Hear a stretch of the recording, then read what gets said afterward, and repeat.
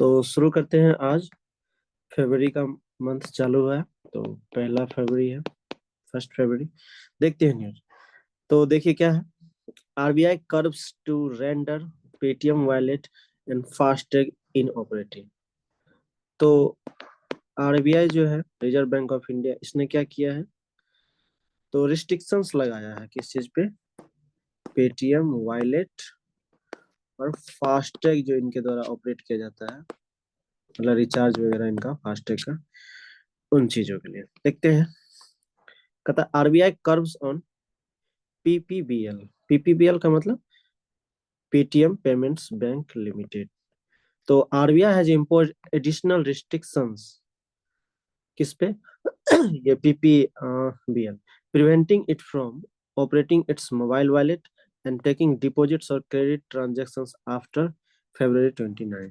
तो February 29 के बाद जो है, इस ये जो है मोबाइल वॉलेट को और इसमें जो है क्रेडिट ट्रांजैक्शन को यूज नहीं कर सकता है, ना ही क्रेडिट ट्रांजैक्शन, ना ही इसमें डिपॉजिट करने का अथॉरिटी मिलेगा। किसमें? मोबाइल वॉलेट जो होता है, मतलब पेटीएम वॉलेट में। अब रीजन फॉर द एक्शन, इसका क्या कारण है, तो आरबीआई ने इसको क्लियर नहीं किया है, डिस्क्लोज नहीं किया है कि किसकी वजह से, लेकिन ऐसा माना जाता है कि आरबीआई के गाइडलाइंस के अनुसार पेमेंट बैंक ने काम नहीं किया, इसलिए।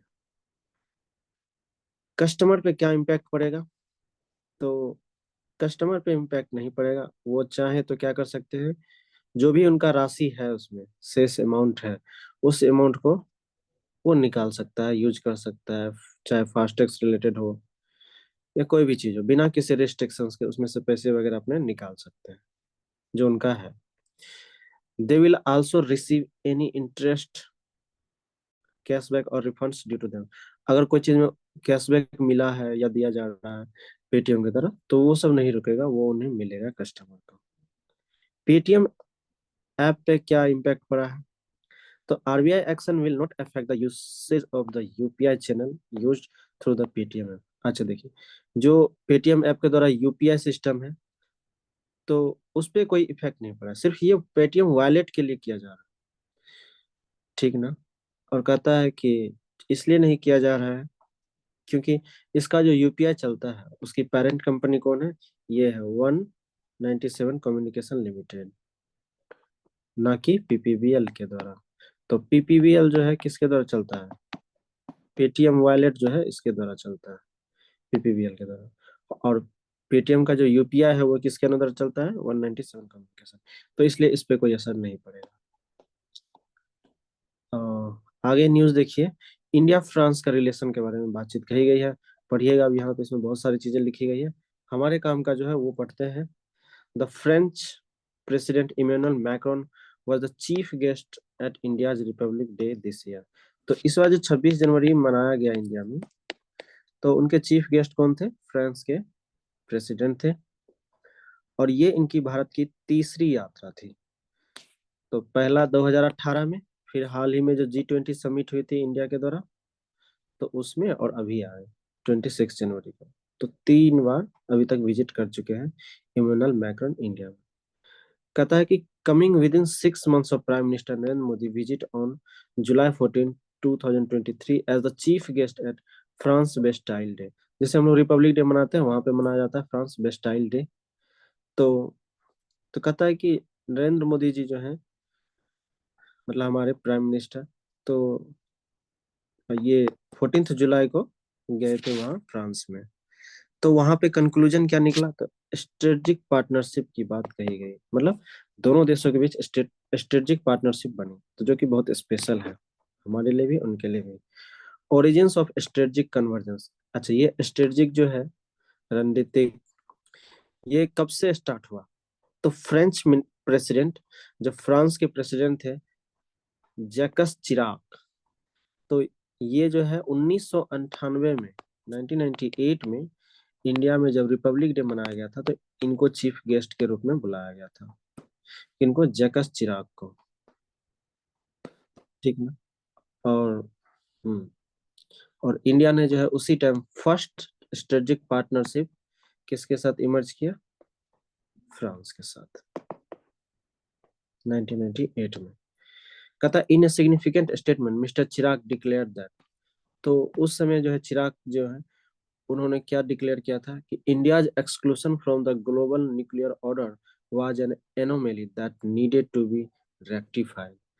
तो इन्होंने बोला कि इंडिया को जो ग्लोबल न्यूक्लियर ऑर्डर से बाहर रखा गया है ये ठीक नहीं है, तो इनको भी क्या होना चाहिए, मतलब जरूरत है उसमें कुछ सुधार की। किसमें? ग्लोबल न्यूक्लियर ऑर्डर में। तो ग्लोबल न्यूक्लियर ऑर्डर किसके द्वारा कंट्रोल होता है? P5 कंट्री के। तो उसमें बात कही गई कि इंडिया को भी उसमें पार्टिसिपेट होना। P5 नहीं, ग्लोबल न्यूक्लियर ऑर्डर में बहुत सारे कंट्री हैं जिसमें इंडिया नहीं। तो इसमें कहा जा रहा है कि इंडिया को भी मतलब इसमें शामिल होना चाहिए था। ये उन दिनों की बात है जब आए थे वो चिराग साहब। चिराग या चैरक पढ़िए, चैरक पढ़िए ज्यादा सही रहेगा। कहता the strategic partnership was tested.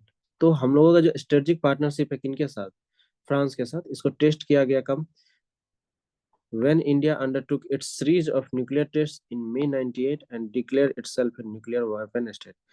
तो मई 1998 में हम लोगों ने न्यूक्लियर वेपन स्टेट कब डिक्लेयर किया अपने आप को? मई 1998 में। तो उस टाइम जो है ये सपोर्ट किए कौन? फ्रांस। कहता है कि when compare to other countries, अगर दूसरे कंट्री की बात करेंगे तो फ्रांस क्या था? पहला ऐसा कंट्री था जो खुल के जो है इंडिया को सपोर्ट किया, इंडिया के स्थिति को समझा। और कहता है कि P5 कंट्री में पहला ये कंट्री है जो इंडिया को सपोर्ट किया। किस चीज में? परमानेंट सीट के लिए। किसमें? United nation security council. देखिए यूनाइटेड नेशन जो सिक्योरिटी काउंसिल है इसमें 5 जो है परमानेंट मेंबर है और 10 जो है नॉन परमानेंट टेम्पोररी मेंबर है। तो 5 परमानेंट मेंबर में इंडिया नहीं है। तो इस चीज की बात कही गई थी, सपोर्ट किया गया था इनके द्वारा, चारक के द्वारा, कि इंडिया को भी इसमें शामिल किया जाना चाहिए। Both France and India share a common trait of civilisation exceptionalism. तो जो सिविलाइजेशन है, जो सभ्यता है वो साधारण तरीके से, तो वो जो है दोनों में कॉमन ट्रेट जो है, मतलब दोनों एक दूसरे को सिविलाइजेशन को शेयर करते हैं, फ्रांस और इंडिया। तो कहता है कि and pride themselves on their argumentative and intellectual, but have wisely refrained from preaching to each other। तो क्या है कि दोनों को अगर कोई चीज पे स्टेटमेंट देना, आर्ग्यूमेंट देना है तो सोच समझ के देते हैं। ये नहीं कि कुछ भी दे दिया, मतलब इंडिया फ्रांस के बारे में, फ्रांस इंडिया में, अच्छे तरह से सोच समझ के। कहता building partnership. The nuclear dialogue established in May 98 grew into a broader strategic dialogue and was elevated to the level of National Security Advisor। तो न्यूक्लियर डायलॉग जो है, मतलब न्यूक्लियर मैटर पे जो बात की गई थी इंडिया के लिए, तो कब ये हुआ था शुरू? तो मई 1998 में, जब हम लोगों ने क्या किया था? न्यूक्लियर टेस्ट किया था। और ये बात जो है नेशनल सिक्योरिटी एडवाइजर तक बात पहुंची थी। कहता from the original 3 pillars of nuclear space and defence. तो हम लोगों ने इनके साथ जो है 3 चीज पे पार्टनरशिप किए हुए हैं, न्यूक्लियर, स्पेस और डिफेंस लेवल पे। फिर बाद में जो है हम लोग काउंटर टेररिज्म को जोड़े, इंटेलिजेंस शेयरिंग को जोड़े और साइबर सिक्योरिटी इश्यूज को भी मतलब मिल के सॉल्व करने की कोशिश किए। Convergence has also evolved on global challenges such as climate change. फिर उसके बाद हम लोगों ने इनके साथ क्लाइमेट चेंज को कैसे सही करना है, फिर उसके बाद मल्टीलेटरल डेवलपमेंट इंस्टीट्यूशन में कैसे पार्टिसिपेट करना है, फिर उसके बाद आर्टिफिशियल इंटेलिजेंस में कैसे सपोर्ट करना है, फिर उसके बाद जो है जैसे यूक्रेन और गाजा, तो इनके कॉन्फ्लिक्ट को लेके जो स्टेटमेंट दी गई थी वो ज्वाइंट स्टेटमेंट इंडिकेट दिख रहा था, मतलब कि इंडिया और फ्रांस जो स्टेटमेंट दिया दोनों एक जैसा लग रहा था। तो ये चीज दिखाता है कि हमारा उनके साथ कैसा रिलेशन है। कहता डिफेंस की बात करें तो 6 स्कॉर्पियन जो है सबमरीन जो है बिल्ट बाय इसके द्वारा Mazagon dock shipbuilding builders limited. तो ये फ्रांस के द्वारा बनाया जा रहा है 6 स्कॉर्पियन बिल्डर्स, ठीक ना। और उसके बाद हमें जो है कुछ मतलब उससे रिलेटेड जो है टेक्नोलॉजी भी दिया गया। फिर अच्छा ये समझते हैं थोड़ा सा 5 परमानेंट मेंबर। तो 5 परमानेंट जो है मेंबर है ये किसके अंदर है? यूनाइटेड नेशन सिक्योरिटी काउंसिल, तो P5 या परमानेंट 5 या बिग 5, तीनों एक ही नाम है। और ये जो है P5 मेंबर, जो यूनाइटेड नेशन सिक्योरिटी काउंसिल में 5 ही परमानेंट मेंबर, और 5 परमानेंट मेंबर है कौन? तो चाइना, फ्रांस, रसिया, यूनाइटेड किंगडम और यूनाइटेड स्टेट्स, ये 5 कंट्री है। तो थोड़ा सा याद रखिएगा इनको। आगे देखिए, rising tensions in the Korean peninsula. तो इसमें थोड़ी सी बात करेंगे हम लोग कि नॉर्थ कोरिया, साउथ कोरिया कैसे डिवाइड हुआ, ये चीजें। देख, north Korea has rescinded its national objective of Korean reunification and has formally categorized South Korea as an adversarial state. तो नॉर्थ कोरिया जो है, नॉर्थ कोरिया का क्या है कि नेशनल ऑब्जेक्टिव है कि कोरियन को फिर से मिला दिया जाए। मतलब कि नॉर्थ कोरिया चाहता है कि नॉर्थ कोरिया और साउथ कोरिया ना रहे, क्या रहे, सिर्फ एक कोरिया रहे। तो एक कोरिया कैसे बनेगा?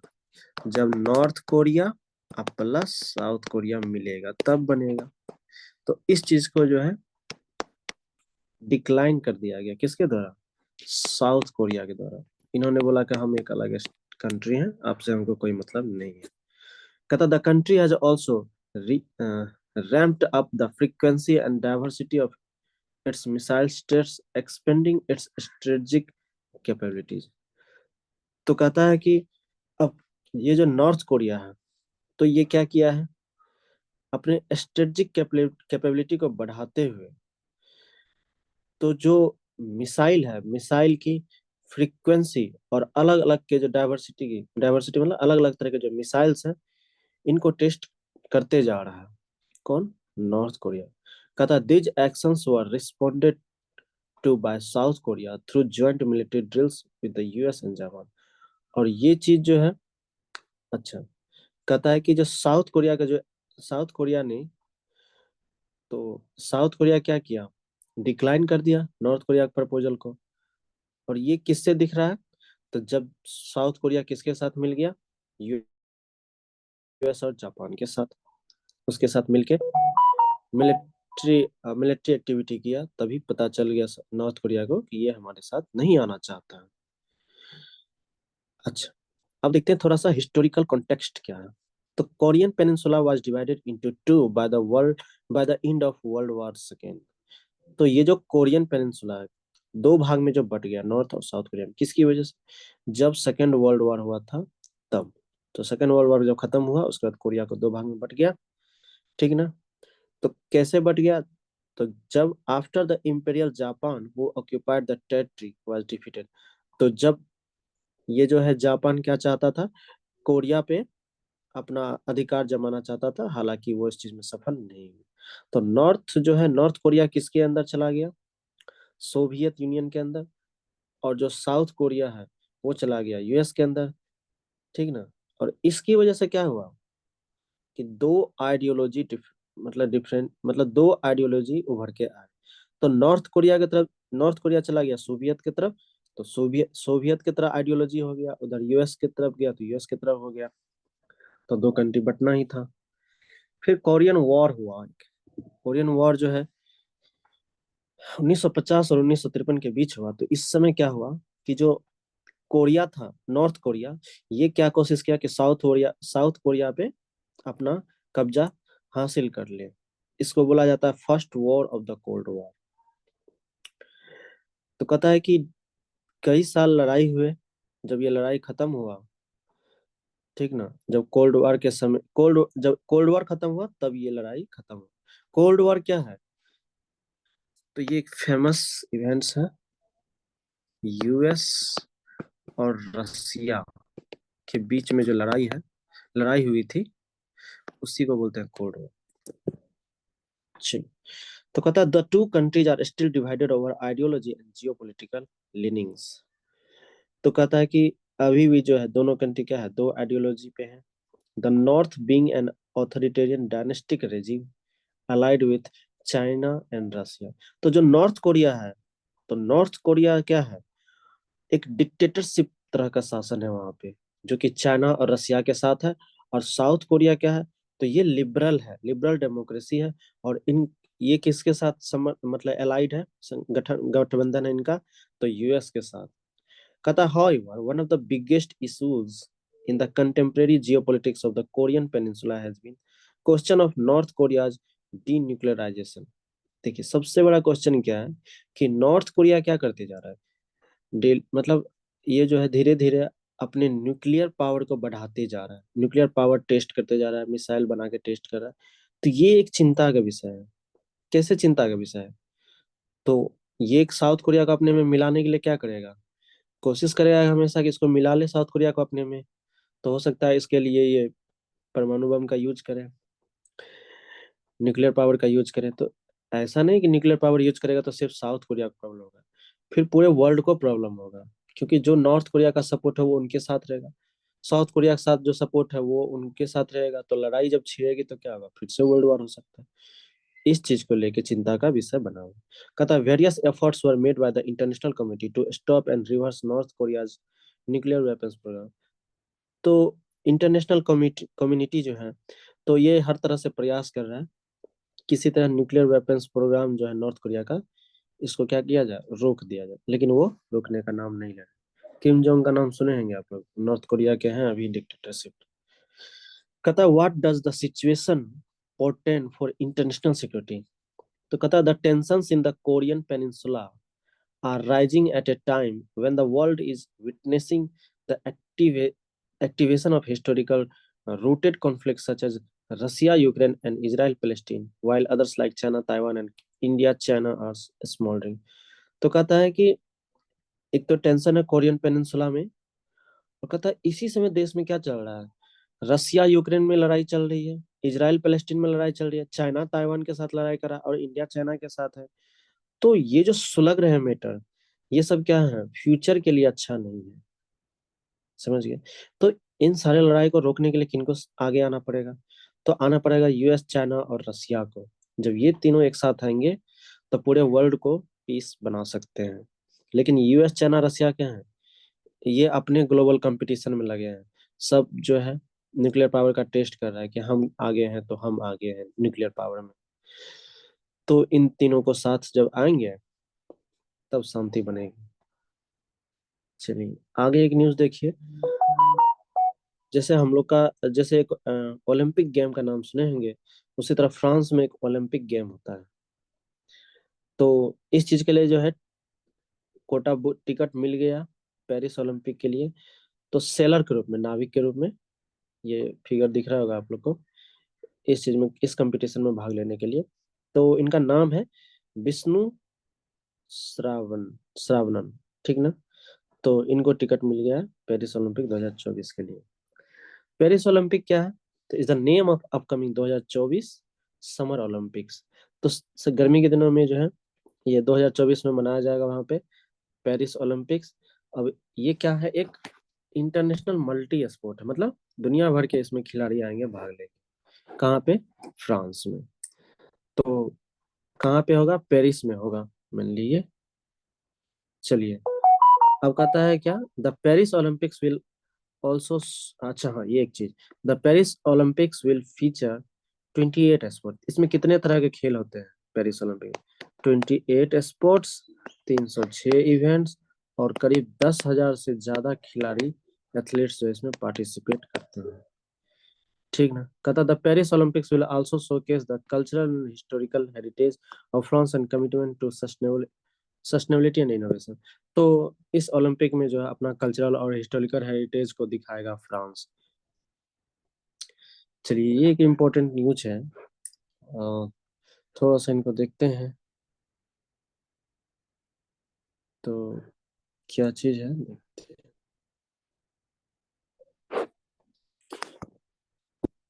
देखिए। कहता है कि scientists have fused brain like tissues with electronics to make an organised neural network. तो ऑर्गेनाइज्ड न्यूरल नेटवर्क को समझते हैं। देखिए आप लोगों ने सुना होगा न्यूरल नेटवर्क, है ना, क्या है, न्यूरल नेटवर्क। तो न्यूरल नेटवर्क मतलब कि जब जैसे कंप्यूटर में मान लीजिए कि न्यूरल नेटवर्क है, तो न्यूरल नेटवर्क है तो क्या है, जैसे हमारा ब्रेन, तो हमारा ब्रेन का जो यूनिट है नर्वस सिस्टम का वो क्या है, न्यूरॉन्स। और न्यूरॉन्स क्या होते हैं, कनेक्टेड होते हैं एक दूसरे से। जैसे ये, जैसे देखिए,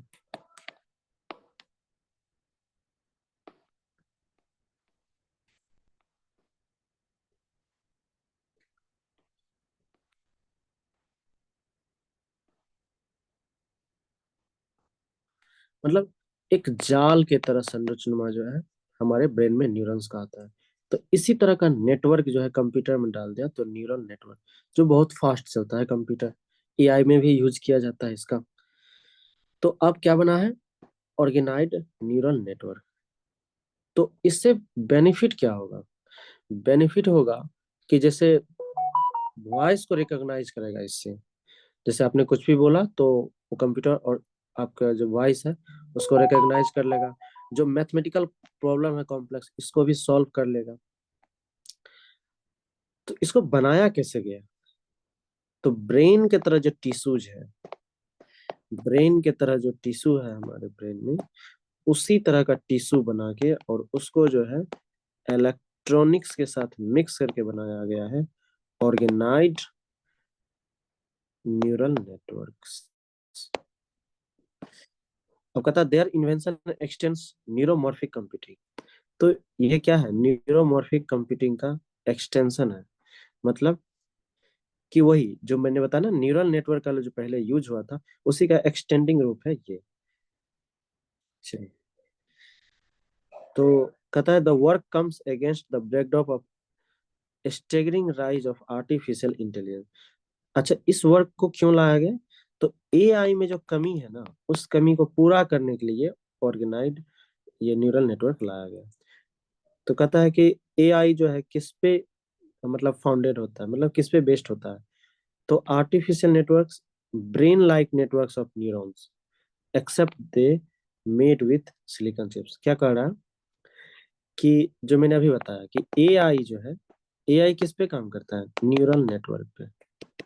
मतलब जैसा हमारा ब्रेन में नेटवर्किंग है ना, उसी तरह एआई में नेटवर्किंग किया गया।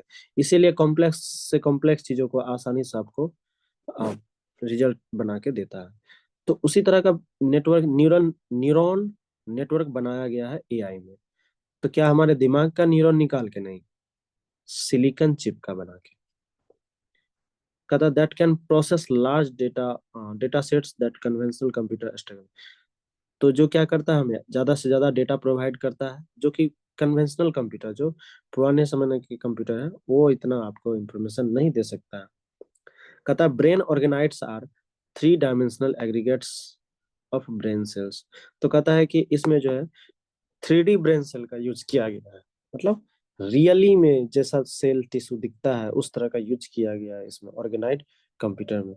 Scientist made them by extracting human pluripotent stem cells, which are cells that can develop to become almost any kind of cell within the human body, and made them into brain cells। अब देखिए क्या कहता है, तो scientist ने जो क्या किया, आदमी का जो है, मानव का प्लूरिपोटेंट स्टेम सेल को निकाला ब्रेन से, मतलब सेल से, बॉडी के सेल से। और इसका जैसा स्ट्रक्चर है, इसी तरह का स्ट्रक्चर बना के, ठीक ना, सिलिकॉन का, फिर इसको यूज किया गया किसमें, कंप्यूटर में। तो प्लूरिपोटेंशियल्स होता क्या है, तो देखिए एक तरह का ये क्या है, स्टेम सेल है हम लोग का। और ये जो स्टेम सेल्स है, इसमें ये खासियत होती है कि ये किसी भी तरह बॉडी के पार्ट्स को बना सकता है, चाहे हार्ट हो, ब्रेन हो, ब्लड हो और स्किन से हो। तो इसलिए इस तरह के टिश्यू को यूज किया गया ताकि आपको क्या हो, हर चीज रियलिस्टिक लगे। आप जो बोले हो तो वही, मतलब आप जो बोलोगे आपके वॉइस को रिकग्नाइज करेगा अच्छे से, ये चीजें। तो चलिए आज के लिए इतना ही। अ, जिनको अच्छा लग रहा है प्लीज थोड़ा सा लाइक शेयर और सब्सक्राइब कर दीजिए। मिलते हैं कल।